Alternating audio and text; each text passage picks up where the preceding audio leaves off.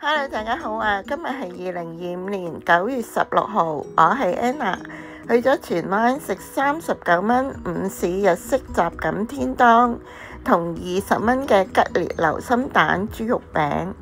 請大家 like、comment、share 同記得 subscribe 我 channel 啊 ！Let's go！ 喺荃灣港鐵站 C6人新村嘅出口，然後搭扶手電梯上2樓，就係呢間團團食堂。餐廳門口都擺放咗好多餐牌嘅，佈置得幾有日本 feel， 寫住天婦羅製，環境咧都幾舒適闊落。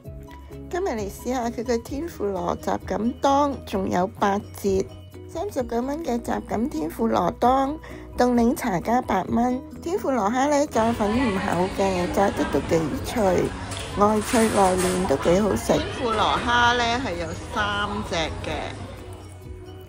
裏邊咧嘅肉質都幾爽彈嘅，仲有蟹柳。蟹柳咧同樣係外脆內嫩，甜甜地咁，幾好食。茄子都幾新鮮。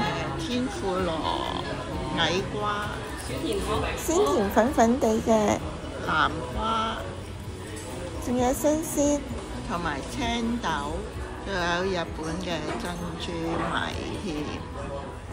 賣相都好靚，個吉列流心蛋豬肉餅，哇！你睇個流心蛋幾靚，同埋咧外皮都炸得幾脆嘅喎，咁就配咗沙律醬嘅。聽聲咧都知道佢好脆㗎啦，裏邊嘅免治豬肉餅咧又好嫩滑，調味調得啱啱好。呢個天婦羅午餐咧連埋加一就75蚊。都算抵食。以下係今日餐廳嘅 menu， 有午市拉麵同埋當飯嘅套餐、輕型套餐、學生餐同埋2人套餐，有蛋糕送。今日分享係咁多啦，多謝大家收睇，我哋下條片再見啦，拜拜。